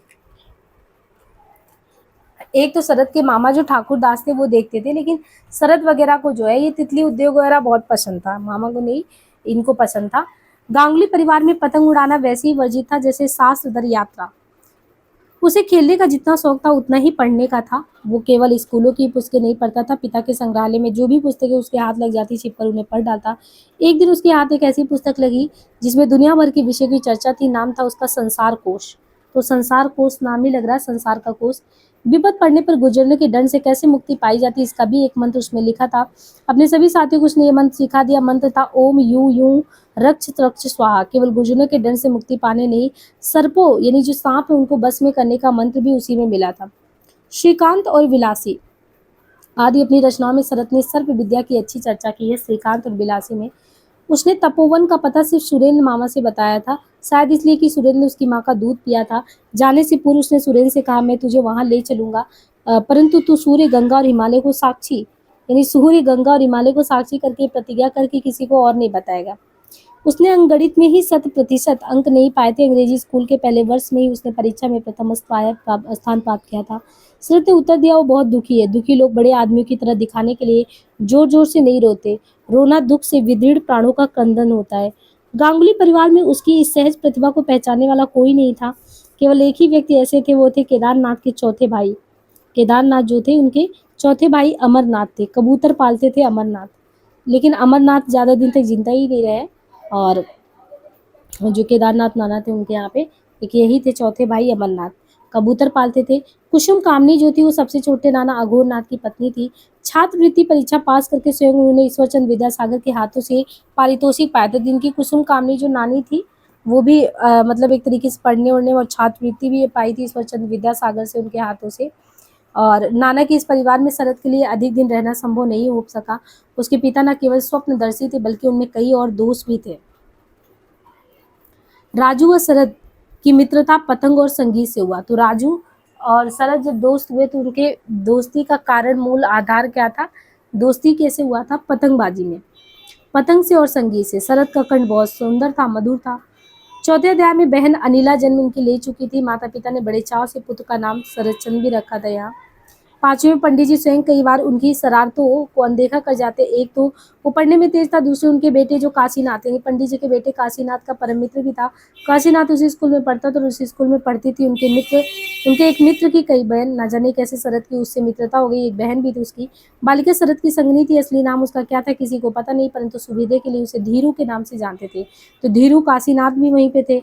इस संगनी को आधार बनाकर शरद ने अपने कई उपन्यासों का सृजन किया। देवदास की पारो, बड़ी दीदी की जो माधवी है, देवदास की पारो, बड़ी दीदी की माधवी और श्रीकांत की राजलक्ष्मी, ये सब धीरू का ही तो विकसित और विराट रूप है। विशेषकर देवदास में तो जैसे उसने अपने बचपन को ही मोड़ कर दिया। एक दिन उसने देखा कि मोहल्ले के नैन बागदी दादी के पास आया है और कह रहा, माँ जी मुझे 5 रुपए दो, मैं तुम्हारे पोते को दूध पिलाकर अदा कर दूंगा। एक अच्छी सी गाय लाना चाहता हूँ। तभी शरद के मन में से ऐसा एक विचार का उदय सुन रखा था कि मैं छिप बनाने के लिए अच्छा बांस मिलता है छिप में। बस वह चुपचाप नैन बागदी के पीछे पीछे चल पड़ा। नैन से नहीं रहा गया, क्रुद्ध होकर बोला, अरे नरक के कीड़ो, तुमने बेकारी एक वैष्णव भिखारी के प्राण ले लिए। जी चाहता है तुम लोगों को भी इसी प्रकार मार डालूं। 3 वर्ष नाना के घर में भागलपुर रहने के बाद अब उसे फिर देवानंदपुर लौटना पड़ा। वो सुंदर नहीं था, आंखों को छोड़कर उसमें कोई विशेषता नहीं थी, लेकिन आंखों की ये चमक ही सामने वाले को बांध लेती थी। शरद चोर नहीं था, घर में बेहद कंगाली थी और उसने कभी अपनी चिंता नहीं की। उसके कई सहचर थे, परंतु उनमें सबसे प्रमुख जो था वो सदानंद। सदानंद के घर की छत से लगा ऊंचा पेड़ था, उसी पर चढ़कर शरद छत पर पहुंच जाता और दोनों वहां पे खूब शतरंज खेलते थे। स्थानीय जमींदार गोपाल दत्त मुंशी उसे बहुत स्नेह करते थे। उनका पुत्र अतुल चंद तब कलकत्ता में एमए में पढ़ता था। वो भी शरद की गल्प पढ़ने की कला से बहुत ज्यादा प्रसन्न था और उसे छोटे भाई की तरह प्रेम करता था। कभी कभी वो उसे थिएटर दिखाने के लिए कलकत्ता ले जाता और कहता, तुम ऐसी कहानियां लिखा करो, तब मैं तुम्हें थिएटर दिखाने ले जाऊंगा। लिखते लिखते एक दिन उसने मौलिक कहानी लिखनी शुरू कर दी। किस समय और कहाँ बैठकर उसने लिखना शुरू किया कोई नहीं जानता, पर उस कहानी का नाम काशीनाथ था। काशीनाथ उसका गुरु भाई था, उसी को नायक बनाकर उसने कहानी डोगा की थी। बाद में भागलपुर में उसने फिर से लिखा कागबासा और कोरेल ग्राम दोहाबी, यानी कागबासा कोरेल ग्राम दोहराबी। इसी समय उसके मस्तिष्क में उभरी थी कुछ और कहानियां भी उसने लिखी होगी, पर यही कुछ नाम काल की दृष्टि से बचे रह सके। गांव में एक ब्राह्मण की बेटी थी, बाल विधवा नाम था उसका, मतलब एक बाल विधवा थी गांव में, उसका नीरू नाम था, बाल विधवा थी नीरू। 32 साल की उम्र तक कोई कलंक उसके चरित्र को छू भी नहीं पाया था। सुशीला, परोपकारी, धर्मशीला, कर्मठ होने के नाते प्रसिद्ध थी। शरद उसे दीदी कहता था नीरू को। अचानक गांव के स्टेशन का परदेसी मास्टर उसके जीवन को कलंकित करके न जाने कहाँ भाग खड़ा हुआ। इन्हीं को देखकर उसने सोचा कि मनुष्य में जो देवता है उसका इतना तिरस्कार मनुष्य अपने ही हाथों कैसे करता है।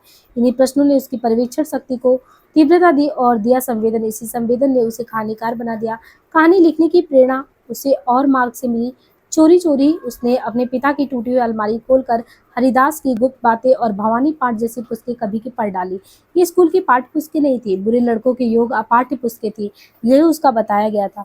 इसलिए उसे चोरी का आश्रय लेना पड़ा। वो केवल स्वयं ही उसको नहीं पढ़ता था, अपने साथियों को पढ़कर सुनाता भी था, फिर मन ही मन नए कथानक गढ़ता था। पिता का ये अधूरापन भी उसकी प्रेरणा शक्ति बन गया था। एक दिन सुप्रसिद्ध सॉलिस्टर गणेश चंद कहीं से कलकत्ता लौट रहे थे। देखा उनके डिब्बे में एक 13-14 वर्ष का लड़का चढ़ाया है। मतलब सुप्रसिद्ध सॉलिस्टर थे गणेश चंद, वो कहीं से कलकत्ता लौट रहे थे, तो उनके डिब्बे में देखा कि एक 13-14 वर्ष का लड़का है, वो चढ़ाया है। पहनावे से वह दरिद्र घर का मालूम होता। बड़े स्नेह से उन्होंने उसे अपने पास लिपन विहार बातें करते लगे। पता लगा कि वो लड़का उनका एक मित्र है, उसका नाती है। ये क्रांतिकारी विपिन बिहारी गांगुली के पिता अक्षय नाथ ही उनके मित्र थे। वे रिश्ते में शरद के नाना लगते थे। कलकत्ता पहुंचकर गणेश चंद ने शरद को अक्षय नाथ के घर भेज दिया। शरद चंद के प्रसिद्ध उपन्यास चरित्रहीन का आधार यही घटनाएं बनी और इसी समय उनकी रूपरेखा भी दिमाग में आया। सुना गया कि प्रसिद्ध गणितज्ञ पी बसु के घर उनका आश्रय लिया था उन्होंने। नीला आता तंबाकू सजाकर कहता, पी, तुम्हारे नेवले बेटे ने गोखुर सांप मारा। भुवन मोहिनी ने मां मनसा का प्रसाद बांटा, नेवले के लिए दूध मांझ का प्रबंध कर दिया। नीला के पास उसकी इस राज वो शरद को दिया था। नीला शरद को बहुत प्रेम करता था, लेकिन वो बहुत दिन जी नहीं सका। उसने पुलिस में नौकरी कर ली थी। अचानक एक दिन हैजा हुआ और वो मर भी गया। भुवन मोहिनी की बड़े भाई ठाकुर दास, जो छोटे भाई विप्रदास की आय बहुत कम, मतलब इनकम जो थी वो बहुत कम थी उनकी, उन्होंने कर्ज लेने का एक अड्डा था खंजरपुर में, गुलजारी लाल का घर। विप्रदास सरकारी नौकर थे। अंत में 4 पैसे रुपए मास की दर पर हुआ और इसी रुपए के बल पर शरद परीक्षा में बैठ सका था। अद्भुत चरित्र था उसका, एक साथ बीर था और बांसुरी की विद्या में निष्णात।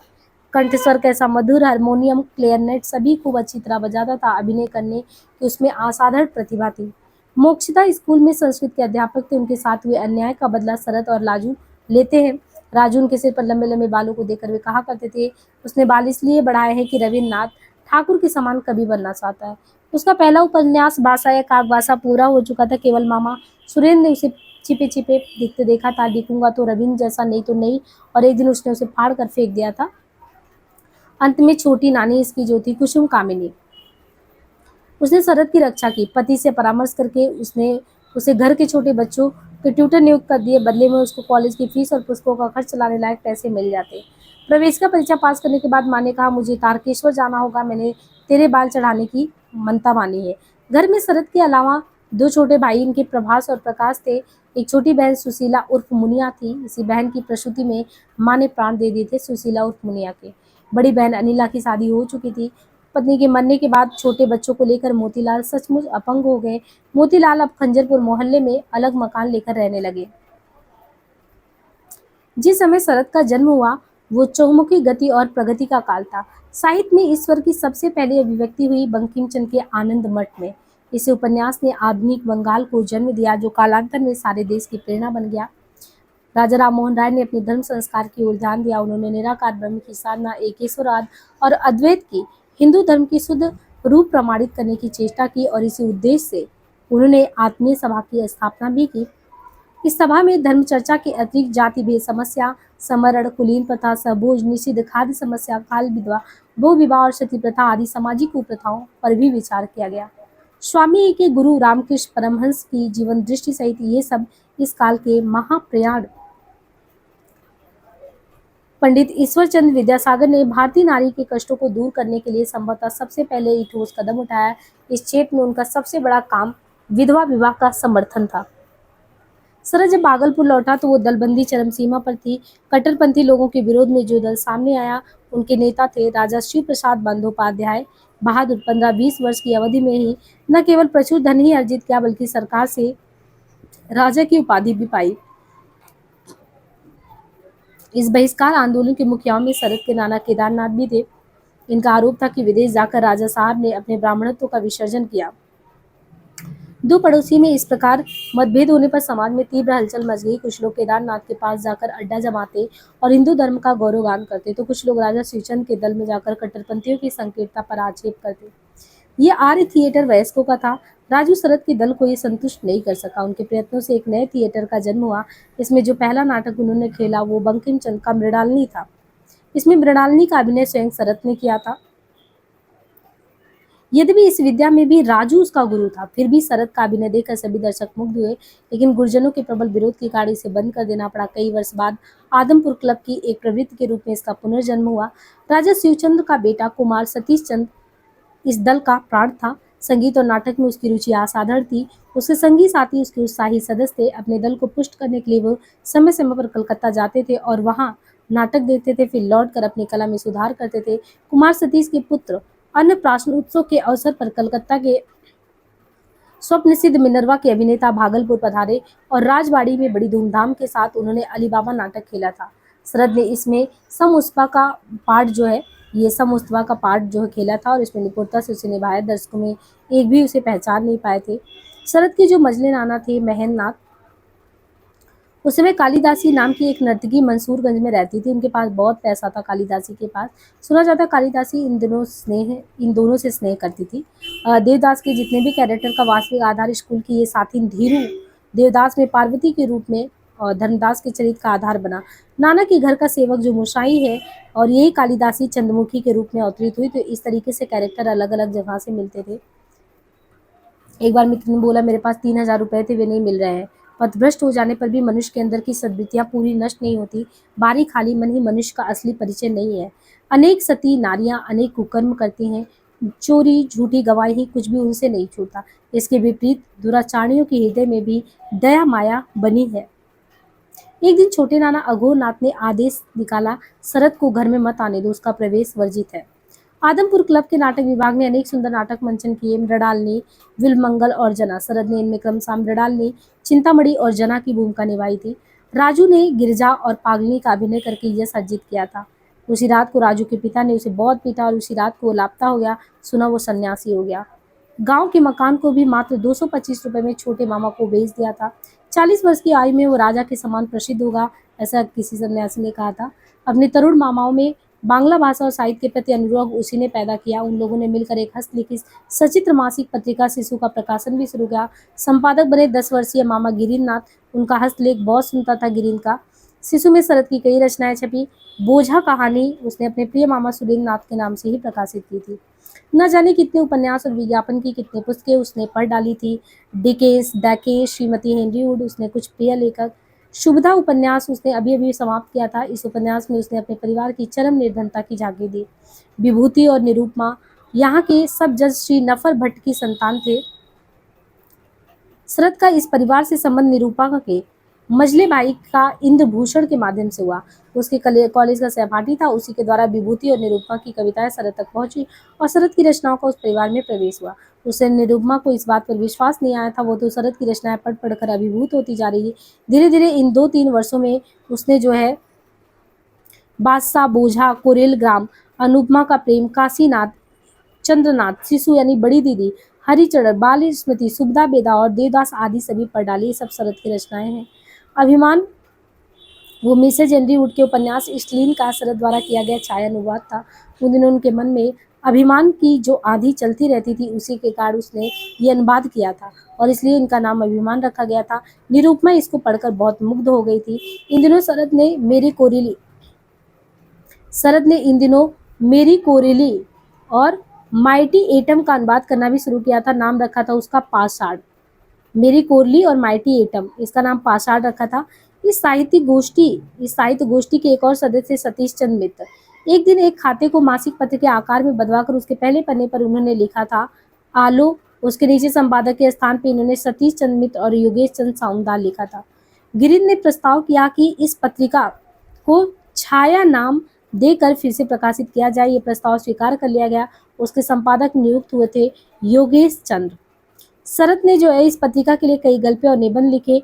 क्षुद्रेर गौरव नामक प्रबंध और आली और छाया नामक छोटा उपन्यास इस पत्रिका में प्रकाशित हुआ। लेखक कई थे लेकिन लेखिका केवल एक ही थी, अंतःपुराचारी विधवा निरूपमा। उनकी रचनाएं इसमें श्रीमती देवी के नाम से प्रकाशित हुई।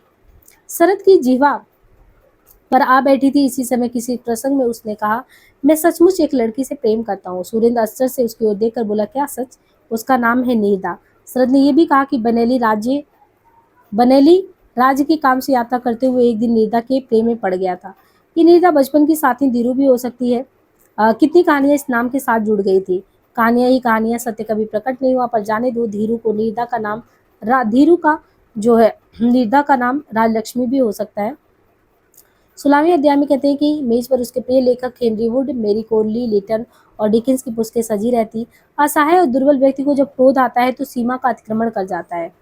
पिता निर्जीव पत्रों के लिए उसके भावुक हृदय पर गहरी चोट लगी। उसी क्षण वो घर छोड़कर चला गया था। किसी भी कारण से वो कुछ पाने की व्यथा से पीड़ित दिशाहारा शरद एक बार फिर निरुद्देश यात्रा पर निकल पड़ा। शरद बाबू जब प्रसिद्ध होकर भागलपुर आए थे तब ये दाई उनसे मिली थी। उन्होंने उसे उदारता पूर्वक पैसे भी दिए थे। बाबा जी के चरण छुए और विपन्न स्वर में कहा, मैं गृह त्यागी मुक्ति पथानवेशी हतभाग्य शिशु हूँ। दया करके अपने चरणों की सेवा करने की मुझे आज्ञा दीजिए। बहुत जल्दी उसने दीक्षित कर लिया और बाकायदा गिरवे वस्त्र और रुद्राक्ष की माला भी ग्रहण की और बाबा जी का शिष्य भी बना। वो बिहारी कहकर परिचय देता था। धर्मशाला में भी रहा था। प्रेम की पीड़ अभी भी शरद को परेशान कर रही थी। उसकी प्रेमिका नीरदा उसे विमुख होकर भागलपुर से चली आई थी। उसने सुना था कि आबकारी की किसी दरोगा के साथ वो यहाँ आकर रहने लगी है, इसलिए वो मुजफ्फरपुर आया था। पूंटी नामक एक सुंदर वेश्या को बुलाकर प्रतिदिन नृत्य गान की मजलिस जमाता था और दोनों मित्र उससे मुक्त होकर भाग भी लेते। इसी समय शरद का परिचय राजबाला नाम की एक अत्यंत सुंदरी से हुआ। उसके जीवन की कहानी बड़ी रोमांचक है। उसके पिता विष-धूतड़ बाबू एक वकील थे। साधारण व्यक्ति के लिए जो जीवन अप्रत्याशित और कलंक का कारण हो सकता वही साहित्य के लिए बड़ी शक्ति बन जाता है। विश्व कवि ने लिखा है, जीवन मंथन से निकला विष हुआ जो तुमने पान किया और अमृत हो बाहर आया उसे जगत को दान किया। पिता की मृत्यु का समाचार पाकर शरद बहुत दुखी हुआ। उसके अनुपस्थित में मामा मणिन्द्र ने अंतिम संस्कार किया था। बड़ी बहन दूसरे घर की थी, शेष रह गए थे 3 छोटे भाई बहन और स्वयं। छोटी बहन सुशीला को मकान मालकिन के पास वो रख दिया था। छोटे भाई प्रभास है, उसको एक मित्र रेलवे में काम करता था तो काम सीखने के लिए छोड़ दिया था प्रभास को। प्रकाश को छोटे नाना अघोर के शरण में दे दिया और भाई बहनों की ओर से निश्चिंत होकर उसने फिर बिहार को अंतिम नमस्कार किया और जीविका की तलाश में कलकत्ता गया। लाल मोहन वहीं काम करते थे, वहीं शरद हिंदी की अर्जियों का अंग्रेजी में अनुवाद करने लगा। उसके बदले में उसे खर्च के लिए कुछ पैसे मिल जाते। उसकी बड़ी बहन कलकत्ते के पास गोविंदपुर गांव में रहती थी। मुखर्जी महाशय ने कहा, उसे कहो कहीं और चला जाए। अपने मौसा अघोरनाथ चट्टोपाध्याय की याद आई। वे रंगून में एडवोकेट थे। इसी समय अचानक अघोरनाथ कलकत्ता आए और लाल मोहन के पास ही ठहरे। शरद को उन्होंने ऐसी ऐसी रोमांटिक कहानियां सुनाई कि उसने निश्चय कर लिया अब वो बर्मा ही जाएगा। दिन सहसा गिरी ने कहा, शरद तुम कुंतलीन पुरस्कार के लिए गल्प क्यों नहीं लिखते? 25 रुपए मिलते हैं। गिरी ने फिर कहा, तुम कहानी क्यों नहीं लिखते? पुरस्कार नहीं मिलेगा तो क्या होगा, कहानी लिखो। अंत में वो लिखने के लिए तैयार हो गया। उस दिन जो कहानी लिखी उसका नाम था मंदिर। उसे समाप्त कर संध्या घिर आई। वो इसलिए गिरीन को लेकर कुंतलीन के कार्यालय में पहुंचा। व्यवस्थापक वसुदेव महादेव ने कहा, अंतिम दिन के अंतिम क्षण कहानी लेकर आए हो। कहानी उसने अपने मामा सुरेंद्र के नाम से भेजी। तो यहाँ पे दिशाहारा जो है समाप्त हुआ। अब इसके बाद है दिशा की खोज। तो इसे नेक्स्ट पार्ट में देखेंगे। धन्यवाद।